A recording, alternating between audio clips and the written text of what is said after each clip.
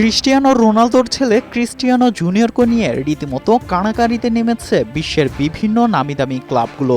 ফুটবলের ট্রান্সফার মার্কেটের তথ্য অনুযায়ী ক্রিস্টিয়ানো জুনিয়রকে পাওয়ার জন্য দৌড়ে নেমেছে ইউরোপের অন্তত 16টি ক্লাব। সেই তালিকায় আছে জার্মানির সবচেয়ে সফল ক্লাব বায়ার্ন মিউনিখ থেকে শুরু করে বরুসিয়া ডর্টমুন্ডও। ইংলিশ প্রিমিয়ার লিগের দলগুলোর মধ্যে রয়েছে রোনালদোর সাবেক ক্লাব ম্যানচেস্টার ইউনাইটেড ও টটেনহ্যাম। ইতালি থেকে লড়াই নেমেছে জুভেন্টাস ও ইন্টার মিলান।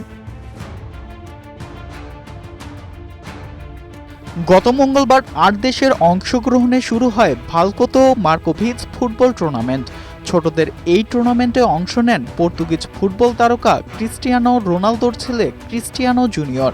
সেই টুর্নামেন্টে অসাধারণ কিছু মুভে আন্তর্জাতিক ফুটবলে নিজের আবির্ভাবের দিনেই মুগ্ধ করেছেন ফুটবল প্রেমীদের। অসাধারণ ড্রাইভিং, পাসিং আর মুভিং অনেকটাই ছিল বাবার মতো।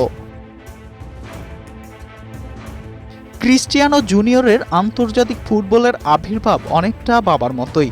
প্রথম ম্যাচেই বিখ্যাত বাবার ব্র্যান্ড হয়ে ওঠা ৭ নম্বর জার্সি পরে মাঠে নেমেছেন সে। খেলেছেও বাবার পজিশন লেফট উইংয়ে। খেলার ধরনটা অনেকটাই বাবার মতো। সব মিলিয়ে তাকে নিয়ে ইউরোপের ক্লাবগুলোর মধ্যে কাড়াকাড়ি শুরু হয়ে গেছে।